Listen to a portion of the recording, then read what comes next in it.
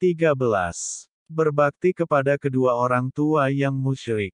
Dari Mus'ab bin Sa'd, dari ayahnya, Sa'd bin Abi Waqqas, ia berkata, ada 4 ayat dari Al-Quran yang aku menjadi penyebab turunnya. Pertama, ibuku bersumpah untuk tidak makan dan minum hingga aku menjauhi Rasulullah Sallallahu Alaihi Wasallam. Kemudian Allah Azza wa Jalla menurunkan ayat 15 dari surah Luqman, dan jika keduanya memaksamu untuk mempersekutukan denganku sesuatu yang tidak ada pengetahuanmu tentangnya, maka janganlah kamu mengikuti keduanya, dan pergaulilah keduanya di dunia dengan baik. Kedua, aku pernah mengambil pedang yang aku sukai, lalu aku berkata kepada Rasulullah Sallallahu Alaihi Wasallam, wahai Rasulullah, berikanlah kepadaku pedang ini. Maka turunlah ayat 1 dari surah Al-Anfal, mereka menanyakan kepadamu tentang pembagian harta rampasan perang. Ketiga, aku pernah sakit, lalu Rasulullah Sallallahu Alaihi Wasallam menjengukku.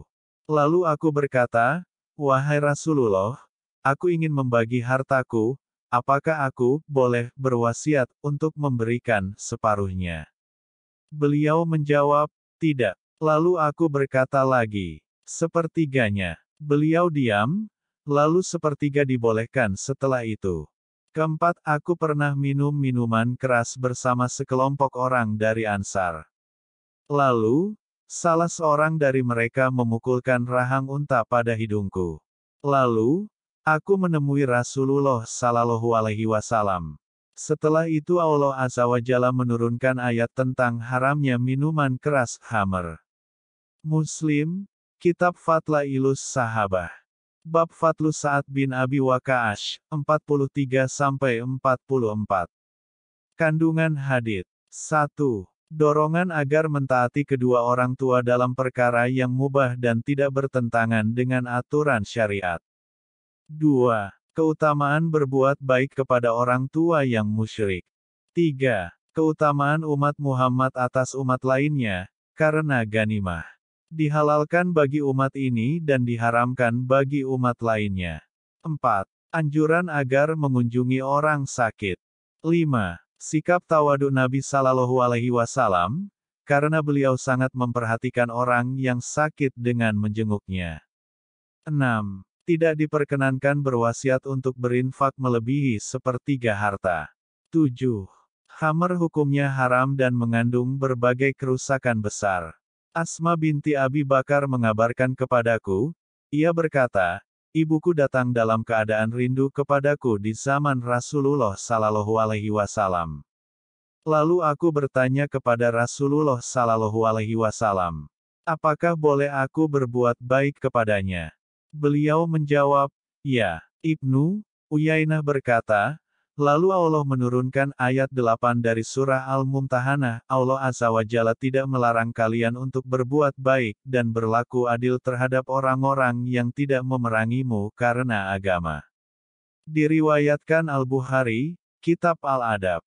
Bab Silatul Walidil Musyrik, 5978, dan Muslim, Kitab As-Zakaat. Bab Fatlin Nafakah was Sadakah, Alal Agrabiin, 49-50. Kandungan hadits. Dibolehkan tetap menyambung kekeluargatan dengan kerabat yang musyrik selama mereka tidak turut serta memerangi kaum muslimin.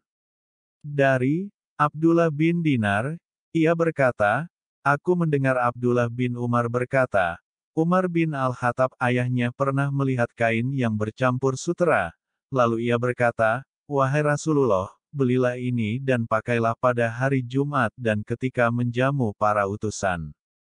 Rasulullah Sallallahu Alaihi Wasallam lalu bersabda, sesungguhnya yang memakai ini adalah orang yang tidak mendapat jatah bagian dari surga di akhirat kelak. Ketika Rasulullah Sallallahu Alaihi Wasallam diberi hadiah kain sutera, satu di antaranya dikirim kepada Umar bin Al-Khattab. Umar lalu berkata, bagaimana aku akan memakainya sedangkan engkau telah berkata tentang haramnya kain ini? Rasulullah Sallallahu Alaihi Wasallam lalu bersabda, aku tidak memberikannya kepadamu untuk engkau pakai, tetapi engkau dapat menjualnya atau memakaikannya kepada orang lain. Umar lalu mengirimkannya kepada saudaranya di Makkah sebelum dia masuk Islam. Diriwayatkan Al-Bukhari, Kitab Al-Adab. Bab Silatul Akhil Musyrik 5981, dan Muslim, Kitab Al-Liba'as was Zinah.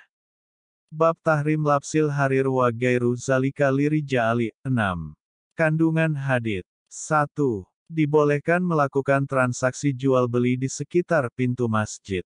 2. Diharamkannya sutera bagi laki-laki dan dibolehkan bagi wanita dibolehkan menghadiahkannya kepada seseorang dan menjualnya. 3. Dibolehkan menghadiahkan pakaian sutera kepada laki-laki karena ia belum tentu memakainya. 4. Dibolehkan memberikan hadiah kepada orang musyrik berupa pakaian dan selainnya. 5. Anjuran mengenakan pakaian terbaik ketika datang salat Jumat, salat Led, bertemu para utusan dan acara semisal. 6. Dibolehkan menyambung kekeluargaan dan bersikap baik kepada kerabat yang kafir. Jika antum menemukan video ini bermanfaat, silahkan like videonya, subscribe channelnya serta aktifkan loncengnya. Terima kasih.